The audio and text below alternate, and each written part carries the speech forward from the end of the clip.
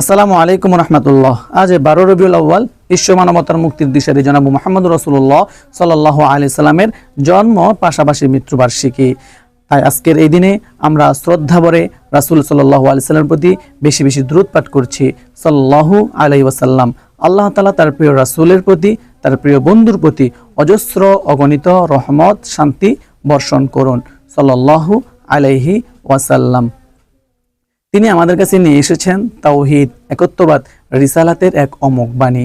আমাদের জীবন নির্দেশিকা হিসেবে তিনি আমাদের কাছে রেখে গেছেন মহাগ্রন্থ আল কোরআন এবং রাসূল সাল্লাল্লাহু আলাইহি সাল্লামের জীবন আদর্শ।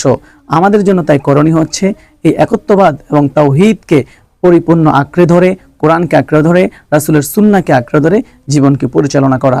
যদি আমরা সেটি করতে পারি তবে আমরা হতে পারবো রাসূল সাল্লাল্লাহু আলাইহি সাল্লামের প্রকৃত উম্মত, প্রকৃত প্রেমিক।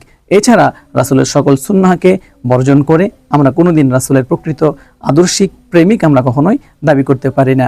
তাই আমাদের উচিত সর্বপ্রকার শিরিক বেদাআত মুক্ত হয়ে একত্ববাদ তাওহীদের রিসালাতের আদর্শকে ধারণ করে কোরআন সুন্নাহ অনুযায়ী জীবন পরিচালনার জন্য সর্বাত্মক প্রচেষ্টা করা। আজকের মহিমান্বিত দিনে আমরা মহান রবের কাছে প্রার্থনা করছি, আল্লাহ তাআলা আমাদের সকলকে সুন্নাহর উপরে প্রতিষ্ঠিত থাকার তৌফিক দান করুন, আমিন।